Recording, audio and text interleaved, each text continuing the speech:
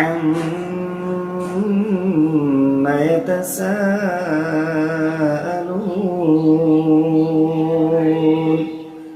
عن النبأ العظيم الذي هم فيه مختلفون كلا سيعلمون ثم كلا سيعلمون ألم نجعل الأرض مهادا والجبال أوتادا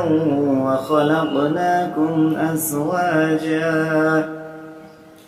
وجعلنا نومكم سباتا وجعلنا الليل لباسا